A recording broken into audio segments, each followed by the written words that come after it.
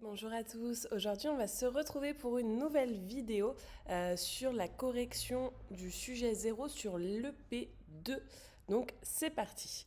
Situation professionnelle, vous êtes donc employé au sein de la pâtisserie La Gourmande à Grenoble. Votre responsable vous demande de réaliser différentes prestations en étant très vigilant au respect des règles d'hygiène et de sécurité.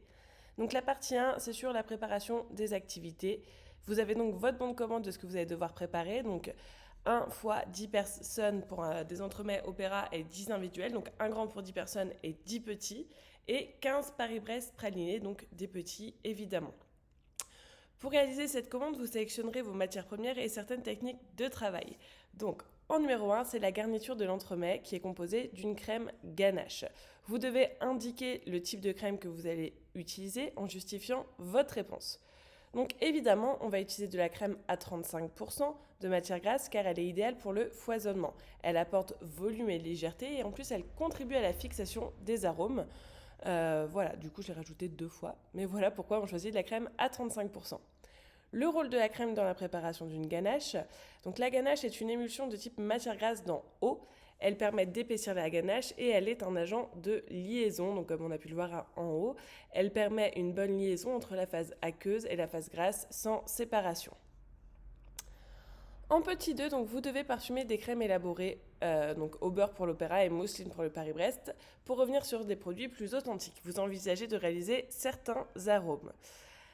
Petit A, indiquer l'arôme adapté pour l'élaboration de chaque crème, préciser le type d'emballage, justifier l'intérêt d'utilisation et de chaque mode et méthode d'incorporation.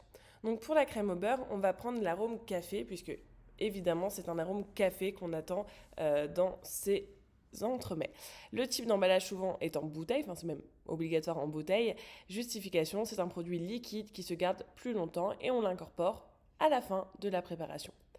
Pour la crème mousseline, donc pour la crème du Paris-Brest, on va chercher une crème pralinée évidemment.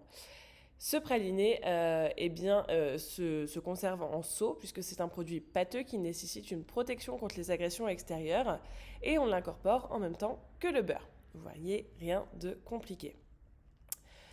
Petit b, préciser une méthode de fabrication de l'arôme nécessaire à la fabrication de la crème mousseline pour le Paris-Brest. Donc là, on va faire du praliné, par exemple.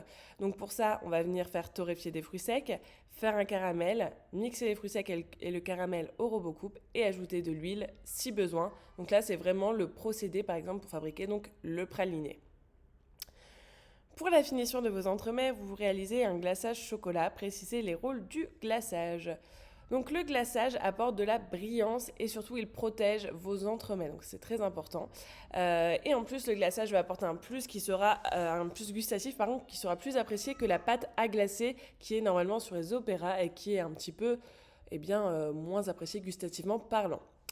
Pour la mise en valeur de vos entremets, votre chef vous demande de réaliser des éléments de décor en chocolat, puisque maintenant vous devez savoir tempérer du chocolat au CAP et faire vos décors en chocolat. Donc on va vous demander le type de chocolat que vous avez sélectionné et pourquoi. On va forcément prendre un chocolat noir de couverture, tout simplement parce qu'il a un goût plus intense, c'est un produit plus fluide permettant de faire des décors plus fins, qu'il est plus cassant et qu'il est plus brillant. Quand on fait des décors en chocolat, on utilise vraiment principalement du chocolat noir.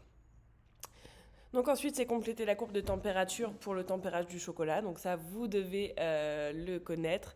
Donc pour le chocolat noir, c'est une fonte à 50-55. Ensuite, on redescend à 28-29.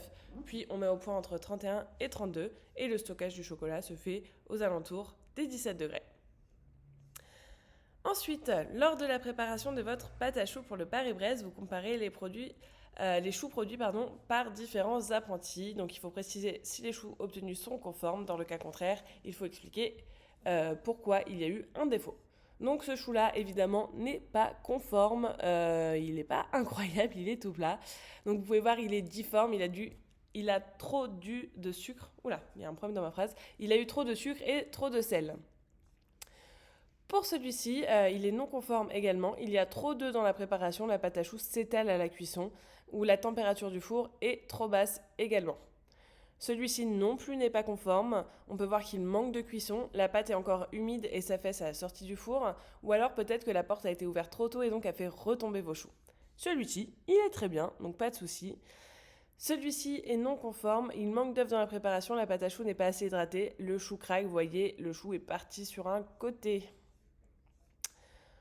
Ensuite, un pâtissier de la maison Laffitte, Louis Durand, est à l'origine de la création du Paris-Brest en 1910. Donc là, c'est les questions histoire de la pâtisserie. Indiquer l'événement qui l'a inspiré, c'est donc la course de vélo entre Paris et Brest qui l'a inspiré. Et qu'est-ce que représente le Paris-Brest? Eh bien, c'est une roue de vélo. Et voilà, c'est tout pour la correction de l'EP2. Vous voyez, c'est beaucoup de logique, rien de très compliqué. Il y a quelques petites choses à savoir évidemment. Donc ne faites pas l'impasse sur toute la théorie pour votre CAP. Et puis, eh bien, je vous dis à très vite pour une nouvelle vidéo CAP. À bientôt.